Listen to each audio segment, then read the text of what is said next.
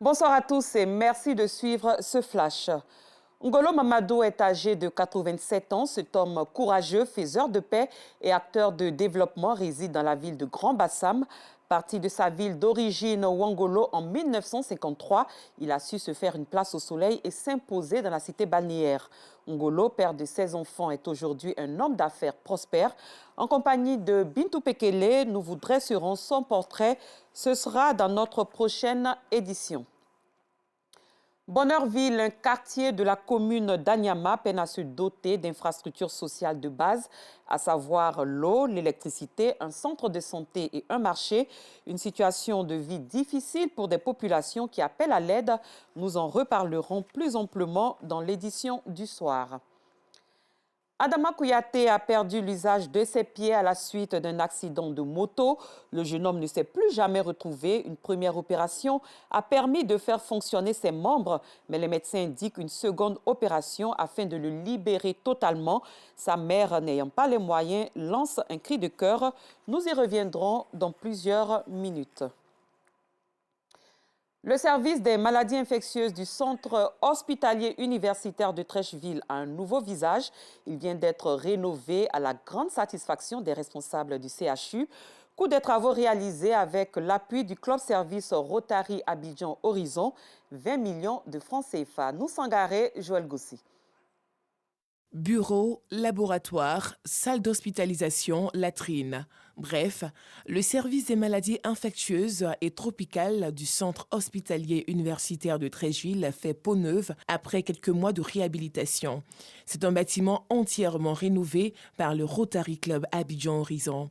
Une rénovation qui vise à améliorer l'offre de services en vue d'une meilleure prise en charge des maladies de la COVID-19. D'autant plus que le service des maladies infectieuses du CHU de Trècheville, la Smith, est en ligne de front contre cette pandémie qui continue de faire des morts. C'est pour pouvoir encourager les services des maladies infectieuses qui se battent pour pouvoir prendre en charge les malades à Covid-19. Nous avons fait une salle multimédia pour pouvoir faire des conférences. Ça rentre encore dans le cas du Covid parce qu'ils pourront tenir les réunions virtuelles plutôt que des réunions présentielles.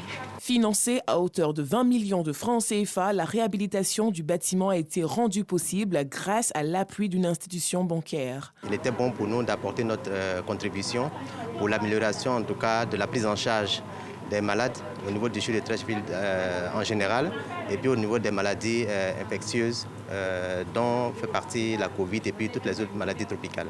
Étienne Yao, directeur général du CHU de Trècheville, n'a pas manqué de traduire sa gratitude au club service Rotary Abidjan Horizon pour cette action de bienfaisance.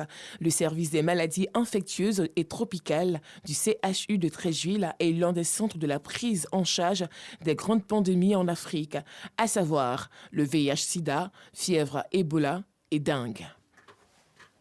Dans le domaine de l'éducation, 244 millions d'enfants ne vont toujours pas à l'école dans le monde. Un chiffre en baisse constante depuis plus de 20 ans, mais qui reste préoccupant. C'est ce qu'a fait savoir l'UNESCO ce jeudi, jour de rentrée scolaire en France. Sur les 244 millions d'enfants de 6 à 18 ans non scolarisés, plus de 40%, soit 98 millions d'entre eux, vivent en Afrique subsaharienne, notamment au Nigeria, avec 20,2 millions d'enfants, en Éthiopie, 10,5 millions d'enfants, en République démocratique du Congo, 5,9 millions d'enfants ou encore au Kenya, 1,8 million d'enfants, selon l'Organisation des Nations Unies pour l'éducation, la science et la culture. Merci d'avoir suivi ce flash. Je vous retrouve à 19h30.